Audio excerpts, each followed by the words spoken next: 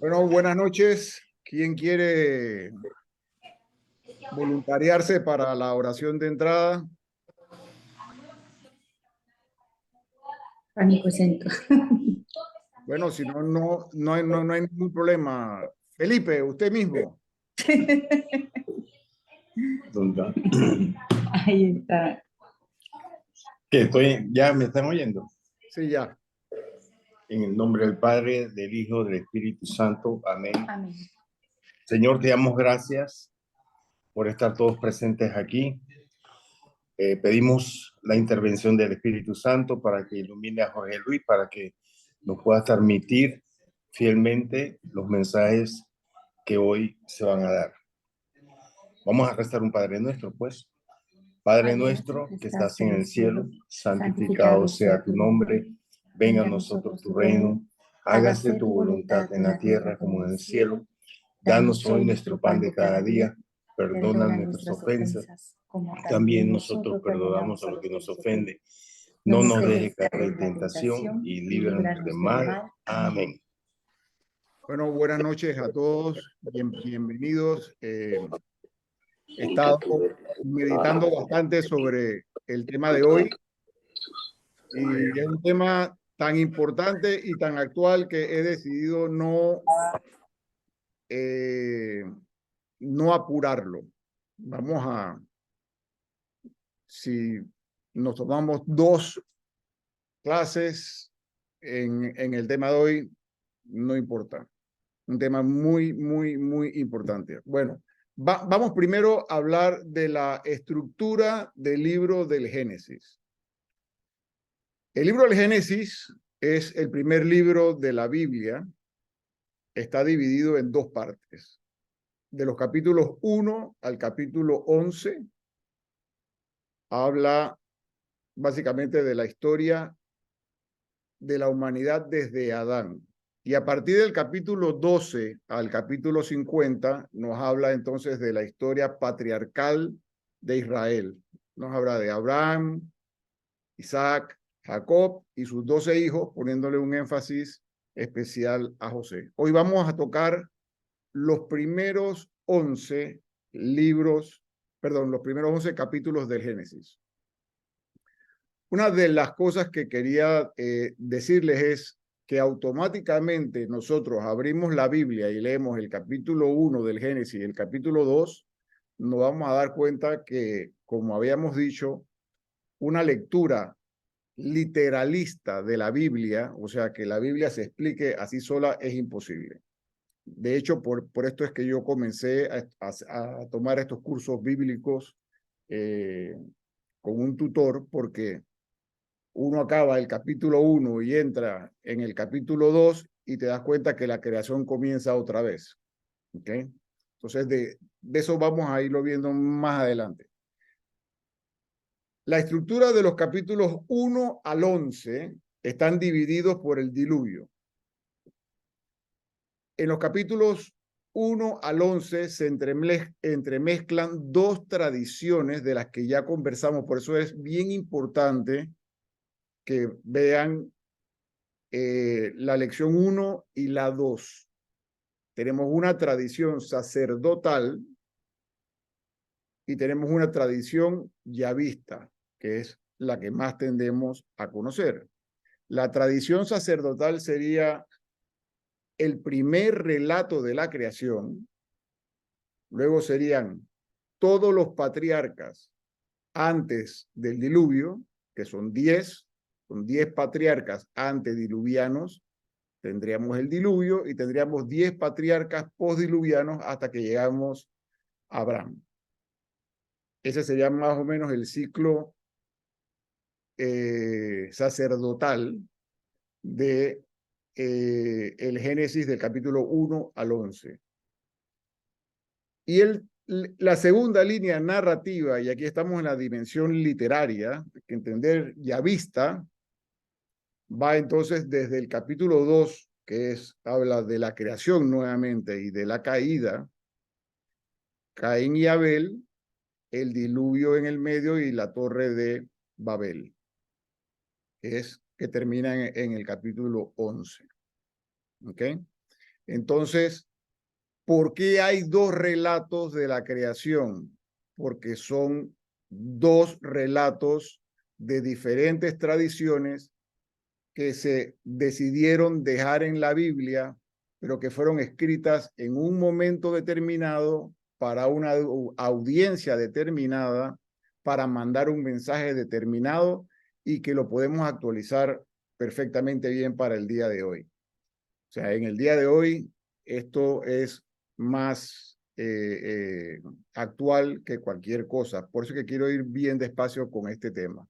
Entonces, el primer relato de la creación, que es el que vamos a leer hoy, ya que no vamos a tener tiempo de leer, pero por lo menos para que por primera vez muchos van a leer el primer capítulo del Génesis. El primer relato de la creación es de orden sacerdotal. Tenemos que situarnos cuando vimos la dimensión histórica y geográfica. Estamos ahora mismo en Babilonia y está el pueblo de Israel exiliado en Babilonia. Ahí los sacerdotes toman la batuta de la fe de Israel porque había un gran peligro que los israelitas estaban adoptando mucho de la cultura de Babilonia, incluyendo su religión. Recuérdense, dijimos que lo que le daba identidad a un pueblo en ese momento, y bueno, ahora también, pero bueno, en las culturas orientales sobre todo era la tierra, el templo y el rey. Y se escribe un himno, muy posiblemente litúrgico, que es la primera versión de la creación, comenzando en el capítulo 1 del Génesis, y lo vamos a leer bien despacio. Necesito que alguien abra su Biblia, Génesis 1, y comencemos en el capítulo 1, y yo la o lo voy a interrumpir brevemente, simplemente para ir dando algunos comentarios, porque hay muchas cosas interesantes en este relato primero de la creación. ¿Quién quiere comenzar? Adriana, veo que se puso los lentes y todo. Perfecto. Usted misma.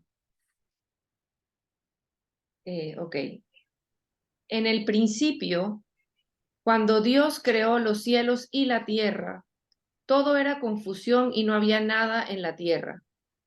Las tinieblas cubrían los abismos mientras el Espíritu de Dios aleteaba sobre la superficie de las aguas. Dijo Dios, haya luz, y hubo luz. Dios vio que la luz era buena y separó la luz de las tinieblas. Dios llamó a la luz día y a las tinieblas noche. Atardeció y amaneció. Fue el día primero. Dijo Dios, haya una bóveda en medio de las aguas para que separe unas aguas de las otras. Hizo Dios entonces como una bóveda y separó unas aguas de las otras, las que estaban por encima del firmamento de las que estaban por debajo de él. Y así sucedió. Dios llamó a esta bóveda cielo, y atardeció y amaneció. Fue el día segundo. Dijo Dios, júntense las aguas de debajo de los cielos en un solo depósito y aparezca el suelo seco. Y así fue. Dios llamó al suelo seco tierra y al depósito de las aguas mares. Y vio Dios que esto era bueno. Dijo Dios, produzca la tierra hierba, plantas que den semilla y árboles frutales que por toda la tierra den fruto con su semilla dentro, cada uno según su especie. Y así fue.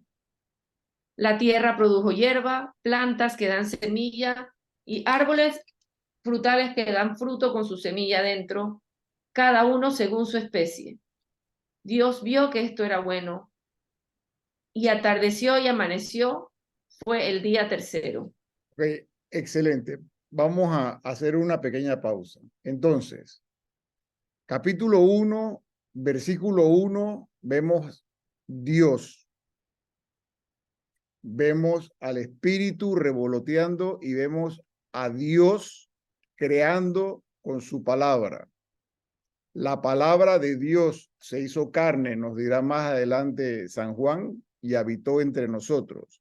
Tenemos un primer guiño trinitario desde el principio, ¿ok? Desde el principio. Aquí hemos leído los 3 primeros días. Y vio Dios que todo lo que creó era bueno. ¿Cómo crea Dios?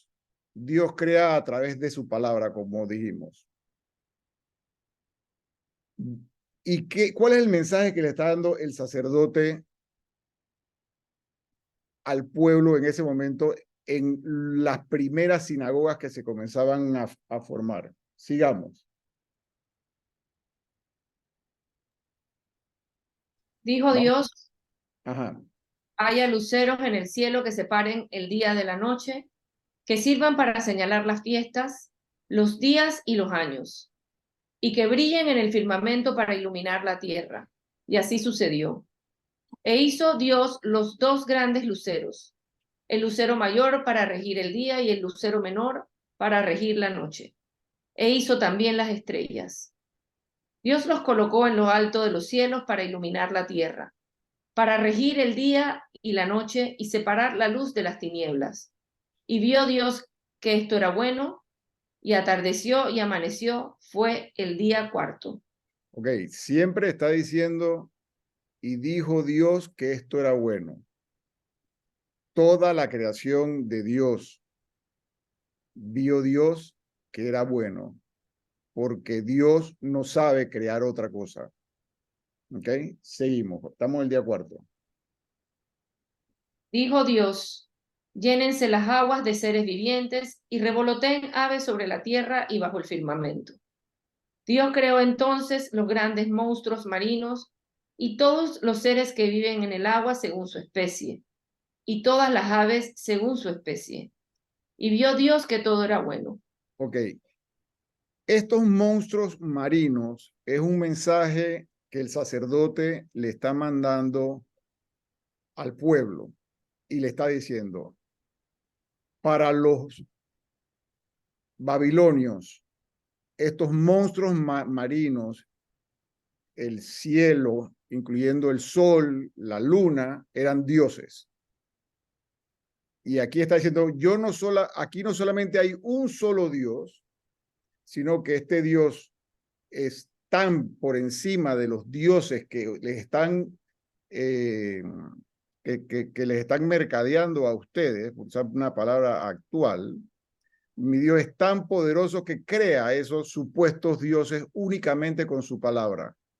Crea esos monstruos marinos y crea esos luceros. Seguimos.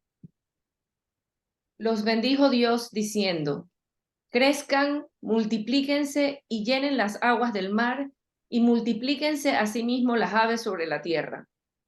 Y atardeció y amaneció, fue el día quinto. Dijo Dios, produzca la tierra. Ok, esto, disculpa. Vamos a poner ahora especial atención al día sexto, que es donde se crea al hombre y a la mujer. Dale. Dijo Dios, produzca la tierra viviente según su especie, animales del campo, reptiles y fieras, y así fue. Dios hizo las distintas clases de animales salvajes según su especie, los animales del campo según sus especies, y todos los reptiles de la tierra según sus especies. Y vio Dios que todo esto era bueno. Dijo Dios, hagamos al hombre a Ajá, nuestra imagen. pausa ahí. Miren que dijo Dios que se haga, dijo Dios que se haga, dijo Dios que se haga. Ahora le vamos a poner una especial atención a, dijo Dios, hagamos al hombre a su imagen y semejanza. Sigue, disculpa. Que tenga autoridad sobre los peces del mar y sobre las aves del cielo, sobre los animales del campo, las fieras salvajes y los reptiles que se arrastran por el suelo. Y creó Dios al hombre a su imagen. A imagen de Dios lo creó, varón y mujer los creó. Dios los bendijo diciéndoles, sean fecundos y multiplíquense. llenen la tierra y sométanla. Tengan autoridad sobre los peces del mar, sobre las aves del cielo y sobre todo ser viviente que se mueve sobre la tierra. Dijo Dios, hoy les entrego para que se alimenten toda clase de plantas con semillas que hay sobre la tierra y toda clase de árboles frutales, a los animales salvajes, a las aves del cielo y a todos los seres vivientes que se mueven sobre la tierra. Les doy pasto verde para que coman. Y así fue. Dios vio que todo cuanto había hecho era muy bueno y atardeció.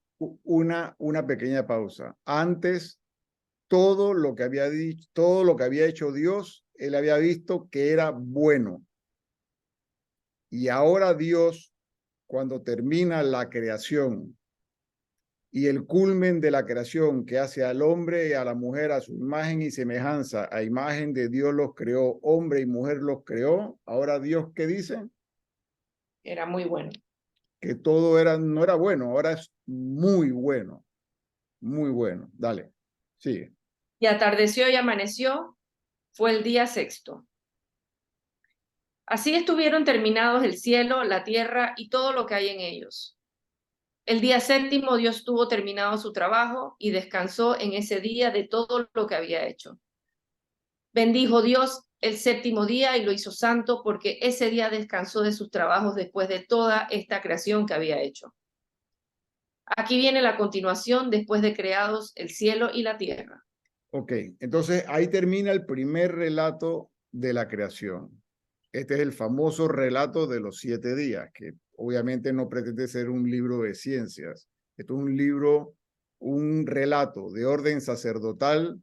Están exiliados en Babilonia, no tienen templo, no tienen rey, no tienen tierra. El sacerdote les está diciendo a ellos, miren señores, el rey de ustedes es Yahvé. Yahvé es Dios. Dios es el rey. Este rey tiene tanto poder que, como lo vimos hace un momento, solamente con su palabra es capaz de crear los dioses babilónicos que ustedes quieren comenzar a adorar. Este himno se nota, ¿ok? Y después ya ustedes en su casa hagan el ejercicio. En el día 1, en el día 2 y en el día 3, Dios crea. Y lo que crea en el día 1 lo llena con lo que crea en el día 4. Y lo que crea en el día 2 lo llena con lo que crea en el día 5. Y lo que crea en el día 3 lo llena con lo que crea en el día 6. Día 6 hay una interpretación muy bonita que les voy a compartir, no es la única, pero en el día 6 hay una interpretación que dice que los animales de la tierra Dios los hace en la mañana y al hombre lo hace en la tarde. Algunos lo sitúan a las 3 de la tarde, 3 de la tarde del viernes. A las 3 de la tarde del viernes comienza la creación. Y aquí tenemos también otro guiño crístico que veremos que más adelante, a las 3 de la tarde del viernes, con su muerte y con su posterior resurrección, tendremos una nueva creación. Gracias a Jesús. Pero bueno, sigamos viendo el tema de este relato. En este relato hay 8 creaciones y hay 10 palabras. ¿Por qué hay 10 palabras? Esto no es casual. Esto está escrito por sacerdotes judíos para el pueblo judío. 10 palabras. Palabra en hebreo se dice logos y 10 es deca. Decálogos es el decálogo. Son los 10 mandamientos. Los 10 mandamientos en realidad en hebreo se dicen las 10 palabras. Le está diciendo a toda la creación que tiene que estar sometida a la ley de Dios. Y nos vamos al Salmo 1.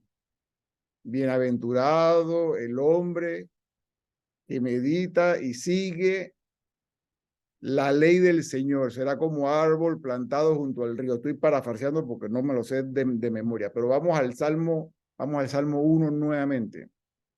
Entonces tenemos un himno de corte sacerdotal donde el sacerdote les está exponiendo a un pueblo que está en un momento de crisis de fe, y le está diciendo, señores, no es necesario un rey, porque el rey es Dios, el rey es Yahvé. No es necesario un templo, el templo es la creación. Fíjense que dentro del relato se escribe el tema de las bóvedas y cómo se llenan las bóvedas con las luces, con los luceros que son como los luceros del templo, son los astros. Y la tierra que tanto añoraban es toda esta tierra. Lo crea con 10 palabras porque los está sometiendo a su ley. ¿Ok? Este primer relato es más nuevo que el segundo relato de la creación, solo que se decidió poner de primero.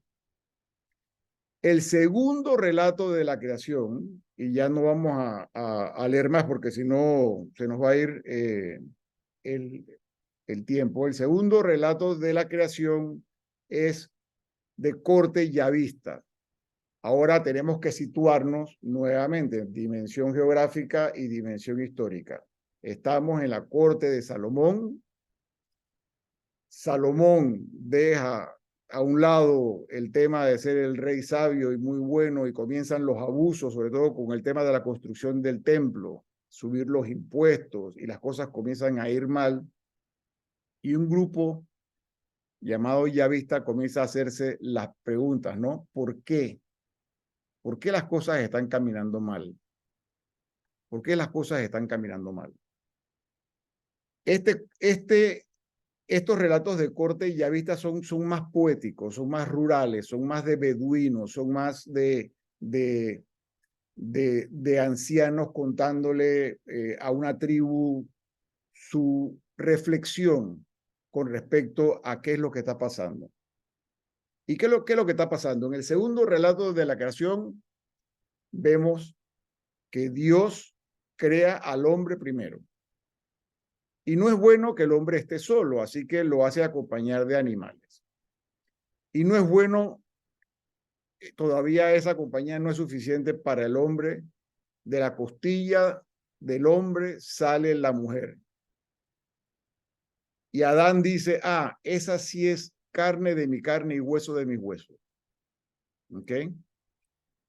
Lo sitúa en el paraíso, trabajan la tierra. Dios tiene que proveer el agua. ¿Por qué? Como dijo San Agustín, Dios que te creó sin ti, no te salvará sin ti. O sea, hay un trabajo en conjunto entre Dios y nosotros, la humanidad, que somos, entre comillas, las manos de Dios. Y Dios les da una ley, un mandato. Pueden hacer lo que quieran prácticamente, pero obviamente yo estoy asumiendo que todo el mundo lo va a leer. Pueden hacer lo que quieran, pero no me coman del árbol de la ciencia del bien y del mal. El fruto de ese árbol, que después fue representado como una manzana, puede ser representado con la fruta que ustedes quieran, poco importa. El tema es, no coman de ese árbol. Lo único que Dios les prohíbe, la única ley que Dios les da a la pareja humana en este segundo relato de la creación, que es ya vista, es que no coman de ese árbol. ¿Y por qué Dios pone límites? Muchos biblistas de que he estado siguiendo a lo largo de los años me encanta, porque el hombre es limitado. El hombre es limitado. Dios tiene que ponerle los límites. Y el límite es no coman de ese árbol. ¿Qué pasa? Aparece un personaje, la serpiente. Y con este personaje, la serpiente tienta a la mujer y le dice, te han prohibido comer de todos los árboles, lo cual es mentira. Ya comienza la tentación, comienza con mentiras. Y esto siempre se va a repetir en el esquema yavista y se va a repetir ahora.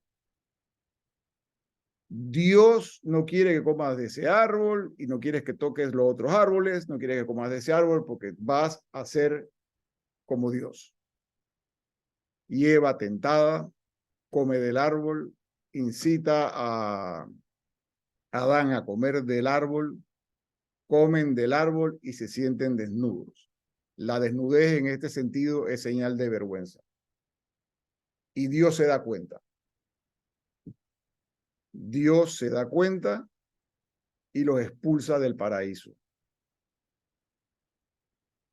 Tenemos un esquema yavista que se va a repetir en los siguientes relatos, que es tentación. La serpiente tienta a Eva. Eva le comparte la tentación a Adán. Caída o pecado, comen del fruto. En su cartilla dice castigo, pero muchos otros autores utilizan una mucho mejor palabra. Dios no nos castiga. Esa palabra castigo, elimínanla y pongan consecuencia. Tentación. Cada vez que pecamos, nosotros nos buscamos una consecuencia. Nosotros nos ganamos una consecuencia, aunque no nos guste. Pero esa consecuencia, ese castigo, que no me gusta llamarle castigo, ya que es una consecuencia de un acto que nosotros mismos hemos hecho, al final siempre habrá una mirada de misericordia de Dios que sigue apostando por la humanidad. Aquí hay dos en este primer relato. Primero, Dios, que no le habla a la serpiente, le habla a Adán, pone enemistad entre la mujer y la serpiente. Te pisará el talón, estoy parafraseando nuevamente, ustedes lo van a leer. Y aquí es lo que se conoce con el nombre de, y pondré enemistad entre la descendencia de la mujer y la descendencia de la serpiente. Esto se conoce con el nombre del protoevangelio, del primer atisbo del evangelio, donde se ve en la mujer que le pisa la cabeza a la serpiente. Hay una pintura muy famosa por ahí, que es la Virgen pisándole la cabeza a la serpiente, y la descendencia de la Virgen, que es Jesús, estará enemistado y no caerá en este tipo de tentaciones. Nos vamos al segundo relato de yavista de esta serie de relatos. Entonces vemos, pero primero vamos a reflexionar algo. Los problemas comienzan siempre cuando el hombre quiere ser Dios. Los problemas comienzan siempre cuando el diseño original se rompe porque el hombre quiere ser Dios. El hombre quiere ser Dios y por tanto cae y come del fruto. Apenas come del fruto, tiene una consecuencia. Y luego de esa consecuencia viene una señal de misericordia de Dios. En este caso hay dos, dije. Una es el tema de que pone enemistad entre la mujer y la serpiente, que la pisará y ella le tratará de morder el talón. Y dos, que ahora que están avergonzados porque están desnudos, están avergonzados porque han pecado ante Dios, Dios los viste, les pone las túnicas. Se acordarán del pasaje del hijo pródigo, que el Padre misericordioso le pone las túnicas. Entonces, tenemos dos señales de misericordia de Dios. Este es el esquema yavista: tentación, caída o pecado, consecuencia de ese pecado, y luego viene la señal de misericordia de Dios. Siguiente relato es el de Caín y Abel.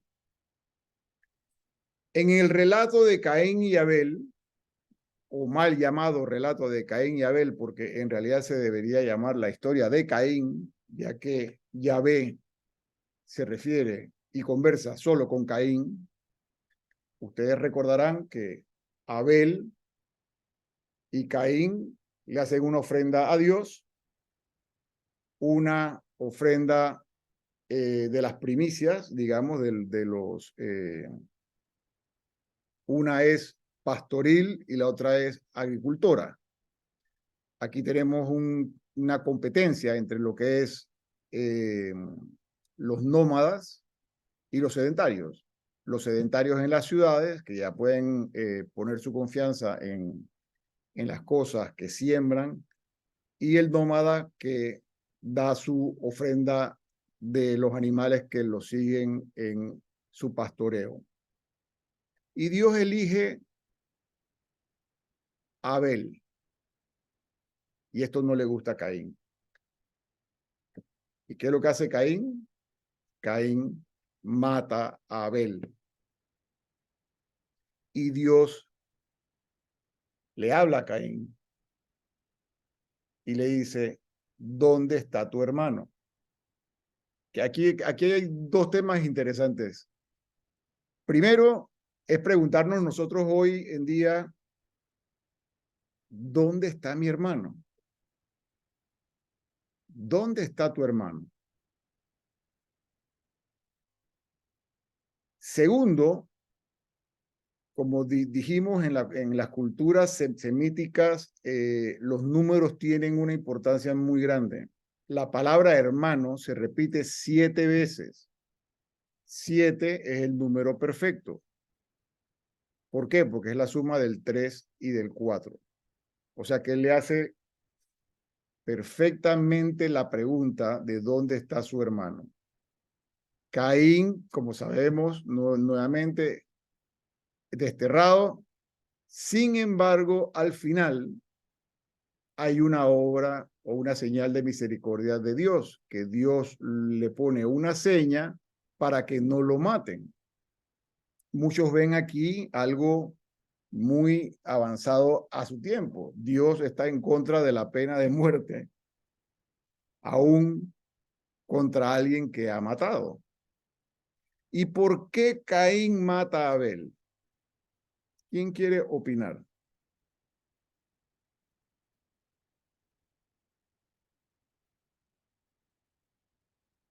Obviamente lo obvio del relato es porque... Ajá. Bueno, para mí, Caín mata a Abel por envidia del amor de Dios, ¿no?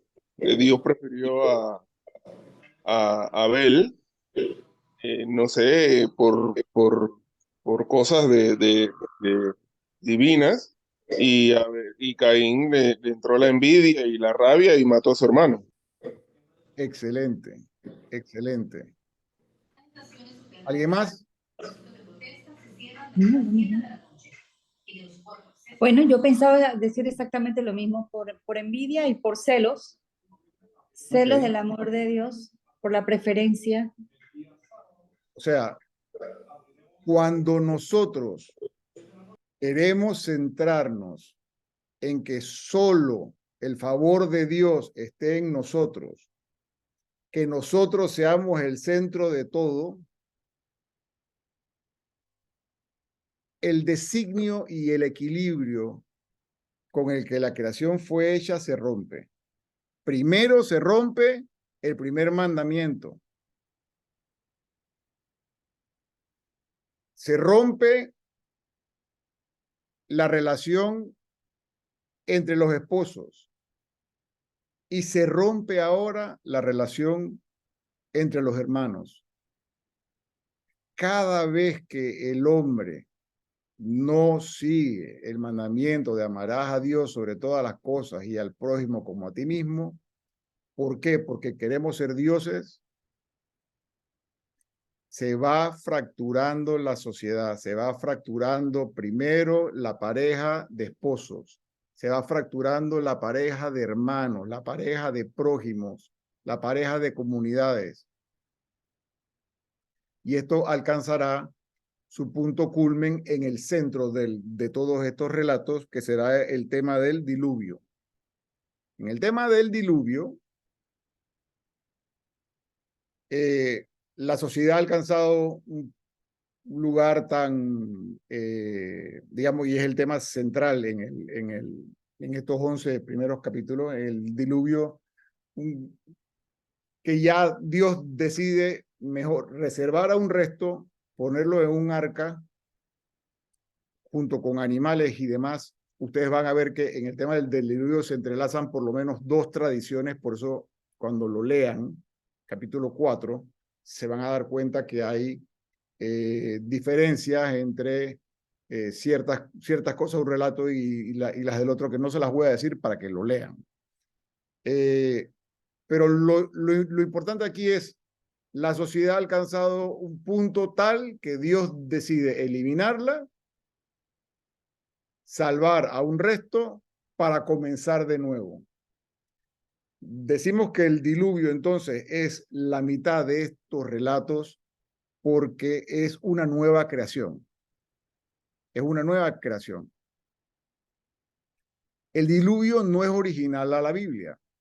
El diluvio estaba ya en muchos relatos de textos mesopotámicos.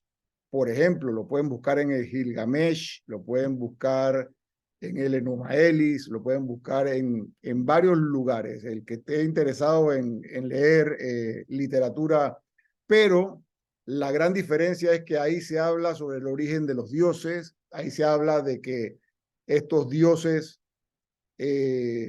eliminaron a la sociedad porque había una sobrepoblación, el hombre molestaba mucho y no lo dejaban dormir siesta. Acá el tema no es ese. Acá el tema es, nuevamente, seguimos el esquema yavista. Dios ve tal maldad en el mundo que decide comenzar de nuevo. El hombre cree que ha podido dañar el plan original de Dios, pero Dios siempre tiene la última palabra. Cae el diluvio y hay una nueva creación. Pero nuevamente viene una señal de misericordia de Dios. El arco iris, el arco.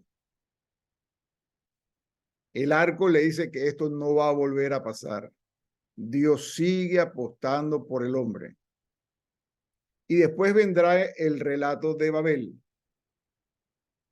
El relato de Babel en el capítulo 11, donde ahora viene el pecado de las ciudades. ¿Qué pasó en Babel? Todos hablaban el mismo idioma.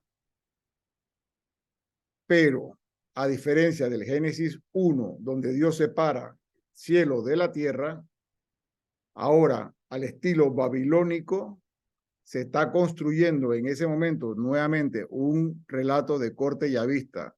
Pónganse en la época de Salomón. Se está construyendo el templo, el primer templo de Jerusalén.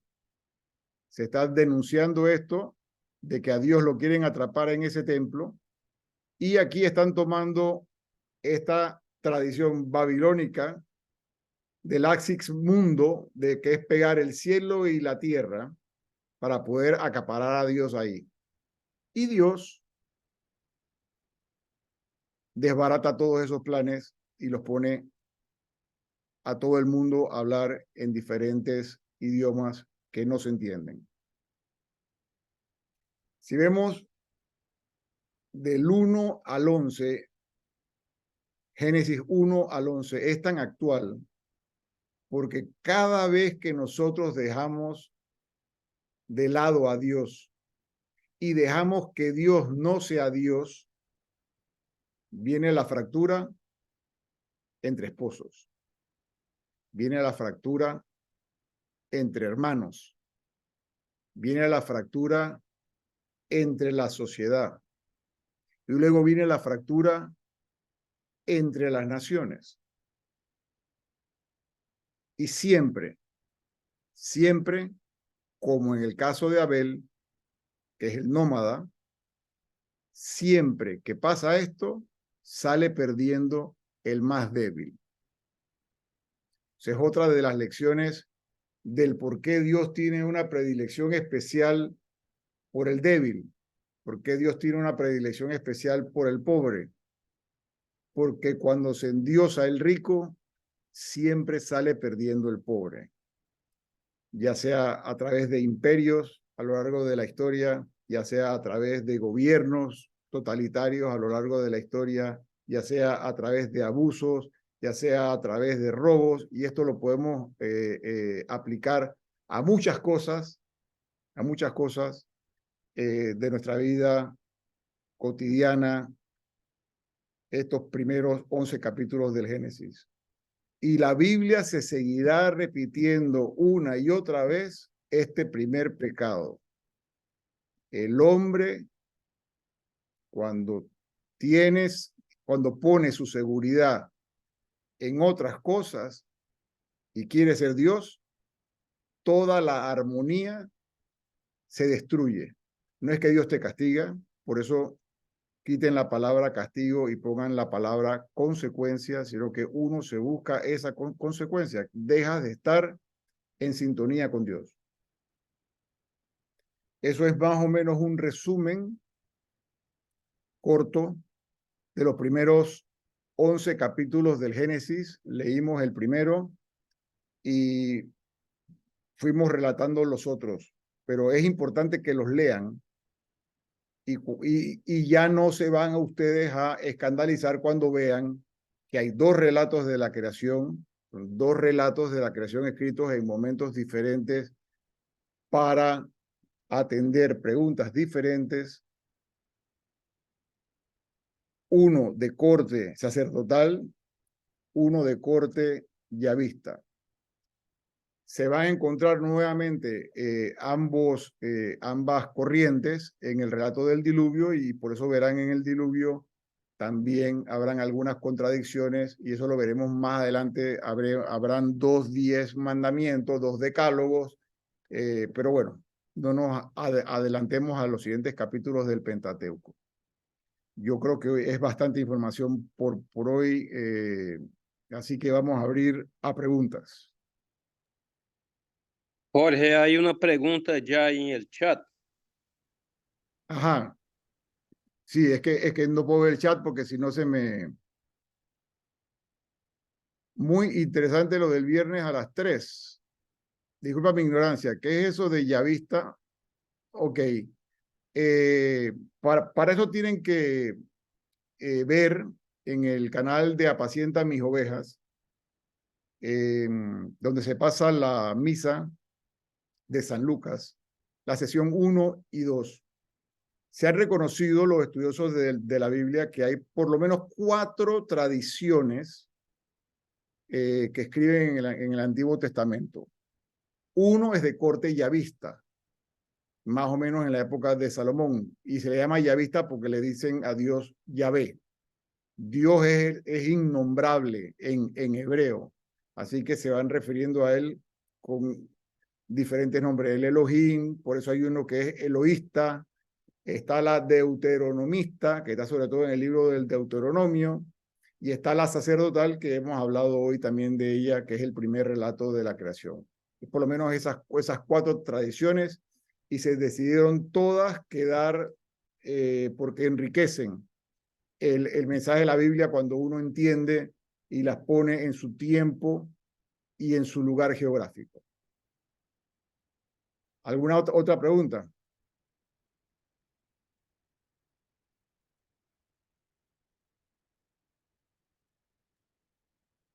¿Todo el mundo está claro? Yo tengo una pregunta, Jorge. Sí. Pero una pregunta, pero entonces, ¿por qué mantener los dos estilos en la Biblia? Pues, o sea, el yavista y el sacerdotal, porque eso no pudiese causar como confusión a las personas. O sea, ¿por qué no hacer algo unificado? ¿Por qué los mantuvieron entonces? Los mantuvieron porque los dos al final del día te están diciendo lo mismo, pero te lo están diciendo con un mensaje diferente para un momento diferente de tu vida. En un momento estás en cautiverio, en otro momento estás en pleno apogeo. Relato número 1, estás en cautiverio. En el relato número 1, entonces lo que te están diciendo es que Dios es el más grande, que Dios es el más poderoso, que Dios crea solamente con la palabra lo que tú crees que es más importante, para Dios es nada. Y en el segundo, están en la cúspide del apogeo del reino, bajo Salomón, construyendo el templo, y se está explotando a la sociedad a la cual se supone que el más fuerte debería estar protegiendo. ¿Ok? Y esto se repite y se repite y se sigue repitiendo. Entonces, cuando nosotros ponemos nuestra confianza en el poder, sale perdiendo el más débil. El yavista está reflexionando sobre esto. Mucho se ha dicho que el relato de la creación del pecado original, Caín y Abel, no es histórico. Sin embargo, Jesús se refiere a la sangre del justo Abel en Mateo 23.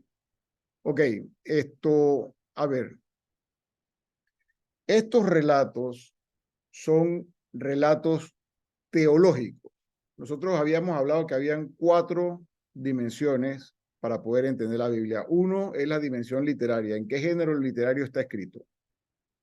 No necesariamente porque yo escribo un cuento quiere decir que el cuento es mentira, porque el cuento nunca tuvo el diseño de ser cierto en el sentido histórico de la palabra. Cuando yo escribo una fábula, los animales hablan y a nadie le extraña.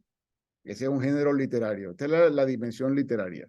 Por eso tenemos que ver siempre la dimensión literaria, en qué género literario está escrito el texto, en qué momento o tema geográfico, dimensión histórica, qué está viviendo el pueblo y qué mensaje se le quiere mandar al pueblo para entonces entender la dimensión teológica, que es lo que hemos entrado ya hoy en el texto. Así que sí, estos fueron textos que históricamente eran separados y se le atribuye al sacerdote Esdras en el retorno, que lo vimos en la clase anterior, los periodos históricos del pueblo de Israel en el retorno del exilio de Babilonia, de poner el Pentateuco junto. Eso es lo que la tradición acepta como más verosímil. Puede ser que sí, puede ser que no, pues ya hace tanto tiempo que no se sabe. ¿Alguna otra pregunta?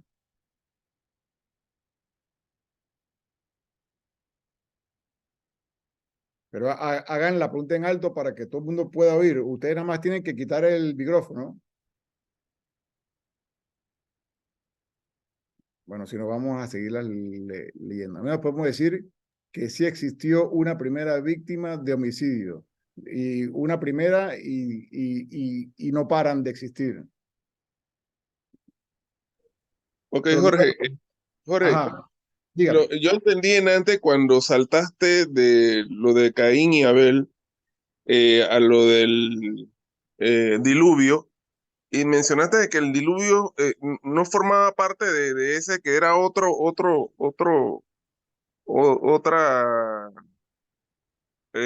¿cómo se dice? Otra, no, o sea, que venía de otro cuento o de otro, no entendí esa parte. Como que Okay. era mensaje de otro, de otro libro de Mesopotamia, ¿no? ¿Cómo que es la cosa? Sí, ok. Bueno, no los quiero enredar. El relato del diluvio no es único de la Biblia. De hecho, la Biblia lo toma y lo adapta para mandar un mensaje de muchos textos que estaban, bueno, no eran textos en ese momento, de muchas tradiciones que estaban en ese momento, donde les puedo poner, por ejemplo, el Gilgamesh, el Enuma Elish, y hay por lo menos 8 que mencionan diluvios.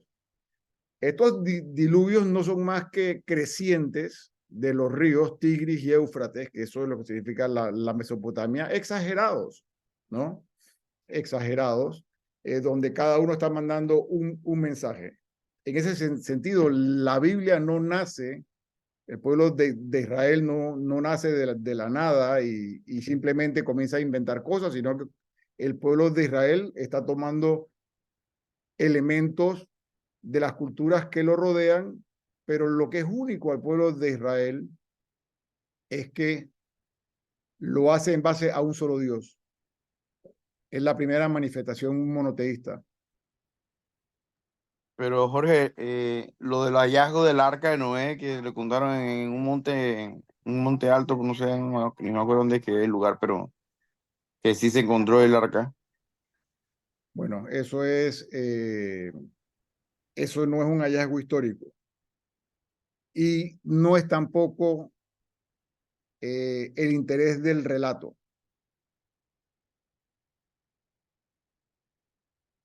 Yo espero no estarle quitando la fe a nadie aquí pensando en que estos relatos son históricos. Recuérdense que la historia propiamente dicha del pueblo de Israel, sus primeros recuerdos históricos comienzan hacia el 1200 antes de Cristo, cuando salen de Egipto.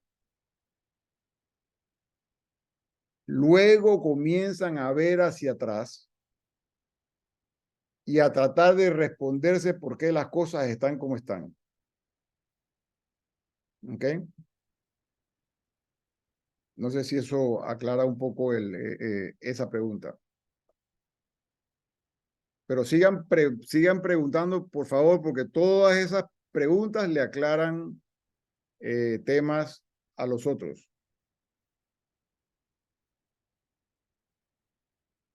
Jorge Luis,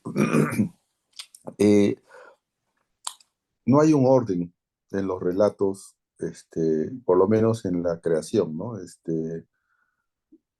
Al menos no se ha identificado un orden. ¿Por qué poner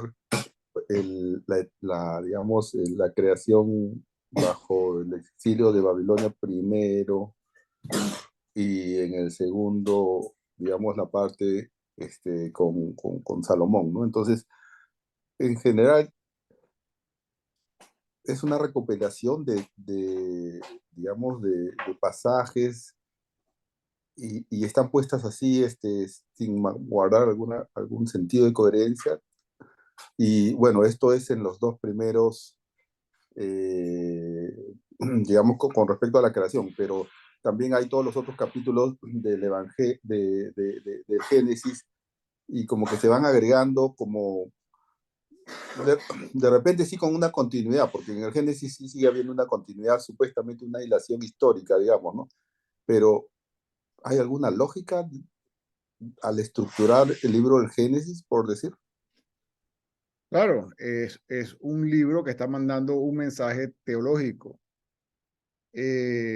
Cuando se fueron poniendo los 5 libros, que es el canon más importante para el pueblo de Israel, que es la Torá, se decidieron dejar todas las tradiciones que para ellos estaban inspiradas y que mandaban un mensaje, pues, por lo tanto, divino, pero para eso hay que profundizar en el mensaje y ver qué es lo que te están mandando. En el primer relato de la creación, el mensaje es claramente un mensaje de un pueblo que está en el destierro y es de corte sacerdotal. El segundo relato de la creación sigue un orden, porque va la ruptura entre, es yavista, la ruptura entre la pareja, luego viene la ruptura entre los hermanos, ese sigue siendo yavista, viene la ruptura entre la humanidad y después viene la ruptura entre los pueblos. Todos esos relatos son de corte yavista. Pero no nos centremos en si el relato es X o Y, sino qué me quiere decir ese relato a mí. ¿Ok? ¿Por qué existen esos relatos y por qué existen esas tradiciones? El hombre, desde que es hombre, se ha preguntado de dónde vengo.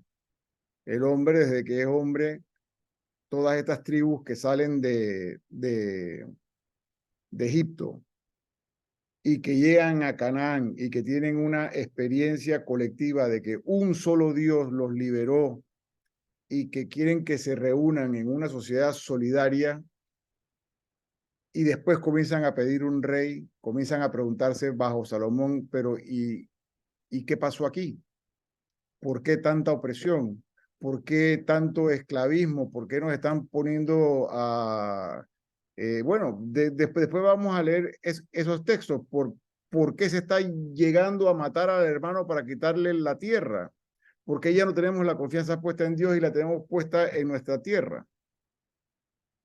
Y para contestar todas esas preguntas, el hombre, que posteriormente quedará escrito en la Biblia, comienzan los relatos inspirados para dar respuesta a esas problemáticas, que son muy actuales. ¿Por qué tenemos los problemas que tenemos? Básicamente, el capítulo 1 al 11 nos está dando la respuesta y es sencilla. Porque quitamos a Dios de su puesto. Cada vez que quitamos a Dios de su puesto, la armonía de toda la creación se destruye. Y viene todo el desbarajuste que hemos hablado de esposo, de hermanos, de pueblos, etc. Fíjense, y vamos a contraponer pasajes. Nuevamente, esta es recién la tercera de 20 y pico de charlas que vamos a tener. Miren la diferencia que hay entre Babel y Pentecostés. En Babel todos hablaban el mismo idioma, pero ellos querían hacerse un Dios a su imagen y semejanza. Dios, que no es un Dios que puedes manipular, los pone a hablar diferentes idiomas.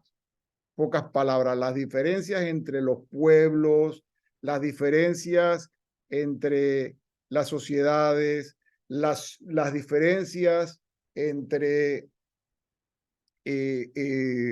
las etnias vienen porque no se tiene a Dios como que el creador de todos y a todos con la misma dignidad de Dios. Fíjense la diferencia de lo que pasa en Pentecostés. En Pentecostés todo el mundo habla diferentes idiomas, pero cuando se dejan inspirar por el Espíritu Santo, que llega en el libro de los Hechos de los Apóstoles, en el capítulo 2, de repente, dice, le llega el Espíritu Santo, todo el mundo se entiende en el Espíritu. Cuando dejas a Dios ser Dios, todos nos entendemos.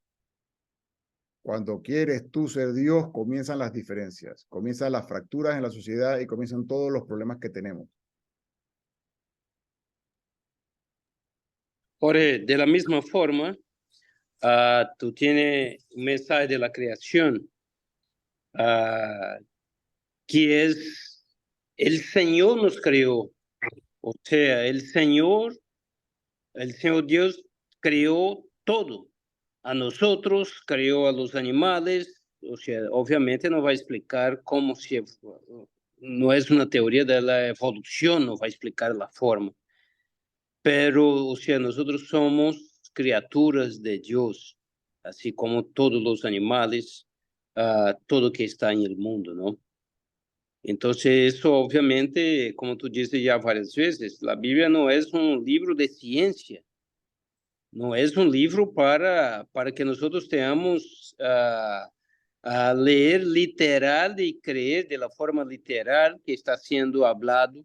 Incluso la Biblia, o sea, si fuera de esa forma, si tú ves, solamente existía Adán y Eva, que generaron Caín y Abel.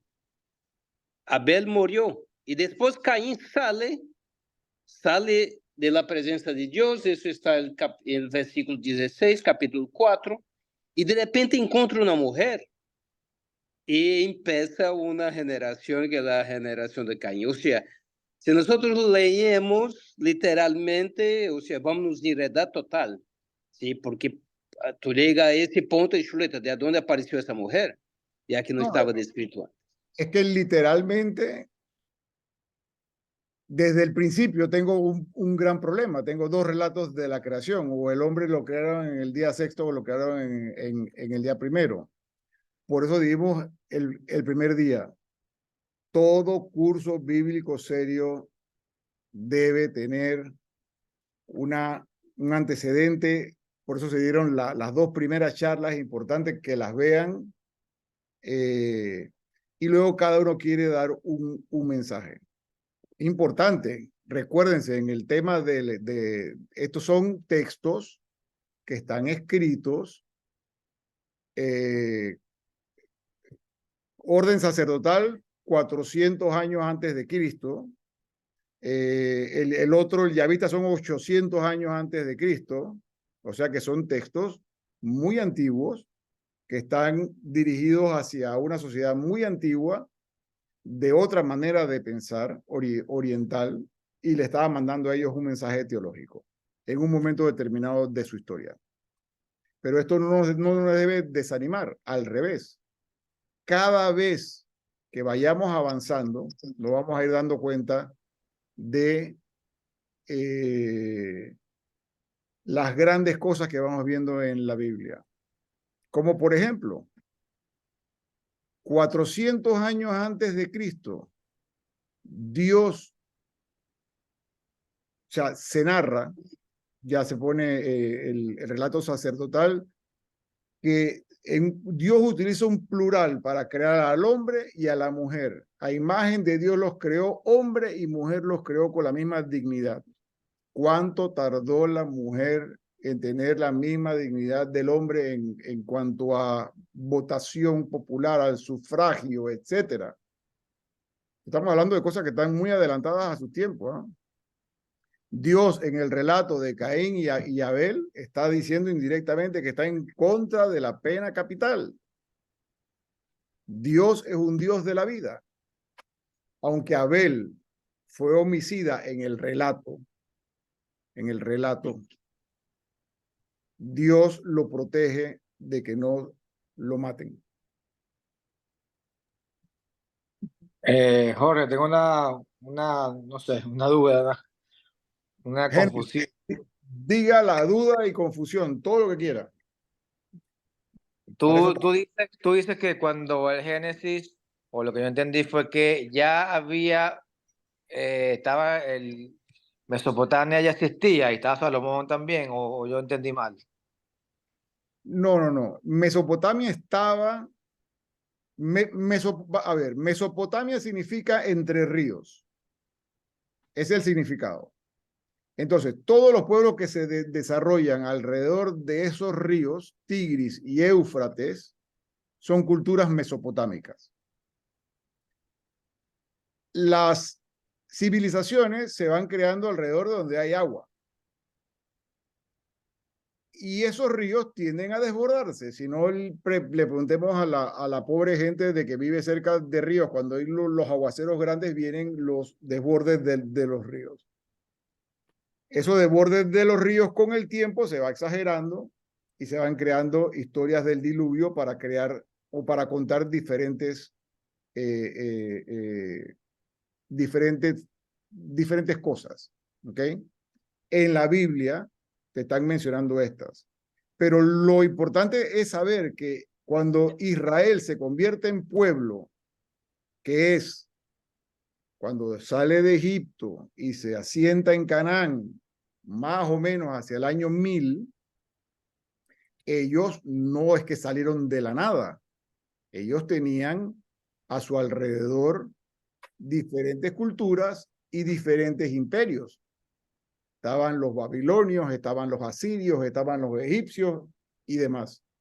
Aquí lo que es único y lo que nos debe poner a reflexionar es cómo un pueblo insignificante, que son estas tribus que salen, son monoteístas, cuando todo lo que los rodea creen que hay muchos dioses.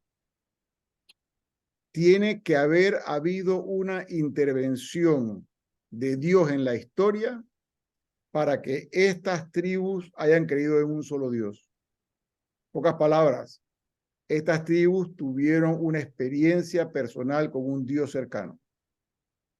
De lo contrario, es muy difícil explicar cómo estas tribus insignificantes se van en contra de lo que ven a su alrededor inclusive en la época de los griegos y de los romanos. Entre más dioses tenías, era mejor. De hecho, los textos después del Nuevo Testamento le llaman ateos a los cristianos porque nada más creen en un solo Dios. No sé si eso contesta esto. O sea, la Biblia nace como la historia de un pueblo y su relación con Dios, la historia de salvación. Pero ese pueblo no es que sale de la nada, sale en un ambiente determinado, en una geografía determinada y en una historia determinada. Es que yo pensaba, tenía la idea de que el Génesis era el principio de todo y de ahí viene todo lo parte judía y de Israel, pues, del Génesis. ¿Sí? Por eso es importante ver el capítulo 1 y el capítulo 2 de esta serie de cursos. Sí, tengo que ver. Los recuerdos históricos de Israel comienzan en el 1200 antes de Cristo, cuando salen de Egipto, más o menos, no es que son fechas exactas. Luego, cuando se asientan y se vuelve monarquía, entonces comienzan a preguntarse, bueno, ¿y cómo habrá sido esto al principio? Y se comienzan a traer todas estas tradiciones y se comienzan a adaptar también tradiciones de que tienen a su alcance, ¿no? Ok, gracias. ¿Cómo no? ¿Alguien más tiene Sí. alguna otra pregunta? Bueno, yo quiero aportar lo que el tema de lo del arca, que me quedé con el tema del arca, y me lo encuentro en la Génesis 6:13, capítulo 6, versículo 13, que dice: el Señor le mandó a Noé construir un arca en la que su familia y de todo lo que vive, de toda carne. O sea, que mandó a poner allí la historia que yo me sé, que es la que incluye a cada animal, especie, como su pareja. Y después dice que en la Génesis 6:19 se salvaron del diluvio. La inundación destruyó a los inicuos y a todas las criaturas que vivían en la tierra, excepto a los que estaban en el arca. Cuando las aguas retrocedieron, Noé y su familia salieron del arca. El Señor les dio mandamientos y estableció con ellos el convenio que había hecho con Enoc, que esa es otra parte de la historia, Enoc. Sí. Ok, pero ¿cuál es la pregunta? Bueno, que aquí como que entendí como que al principio, o sea, nos estaba hablando del arca como que era una, que no iba a estar en la Biblia, pues, que se hablaba de los diluvios y que el arca no estaba escrita en la Biblia. No. El arca está en la Biblia. El arca de Noé está en la Biblia y de hecho la construcción del arca en la Biblia es de la forma casi de un templo. Por eso que el encuentro de la continuación de la vida para nosotros debe ser en un templo, que es donde nosotros nos encontramos a celebrar la Eucaristía.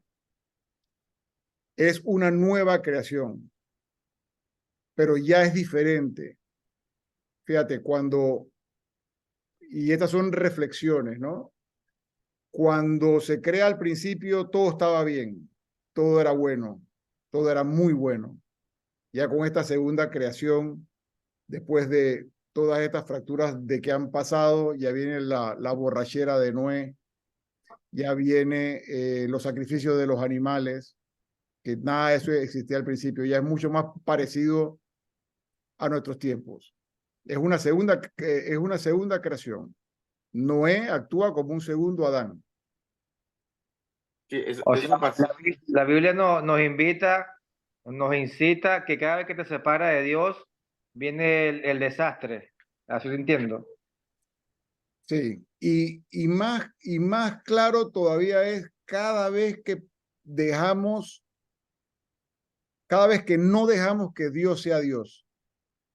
Por eso la primera bienaventuranza, que ahora la traducen como bienaventurados los pobres de espíritu, la primera versión de la Biblia latinoamericana la traducía de una manera más clara, es bienaventurados los que ponen toda su confianza en Dios.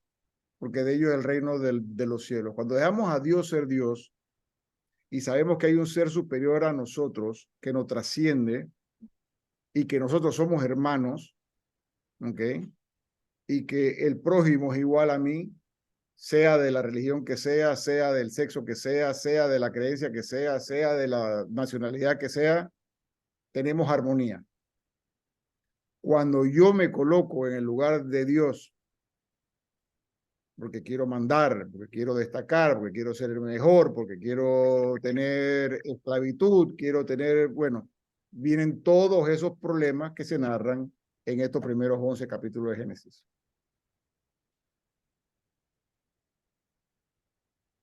Entonces, hay una armonía natural que existe cuando dejamos a Dios ser Dios, pero siempre el hombre quiere ser Dios, porque fue hecho a imagen y semejanza de Dios, quiere ser Dios. Y ahí es donde comienzan todos, ese es el génesis de todos los problemas. ¿Ok? ¿Alguna otra pregunta? Qué fuerte mensaje muy profundo esa reflexión que dices ahorita. Sí, es que es la reflexión a la cual vamos a ir una y otra vez. Por eso se le llama el primer pecado, el pecado primigenio. Una y otra vez el hombre quiere ser Dios. Y cada vez que el hombre quiere ser Dios, la cosa la cosa no camina. La cosa no camina, exactamente. Sí, es como que hoy día, ahora lo que se están peleando es poder, ¿no? Y eso porque quieren ser más que los demás, ¿no? Claro. Quieren tener más poder, más mandato, más plata, más dinero. Y eso al final, ¿para dónde te lo vas a llevar? O sea, que quieres, quieres en tu existencia, quieres demostrar que eres el más fuerte, el más poderoso, el más grande, ¿no? Eso es lo que se están peleando ahora mismo.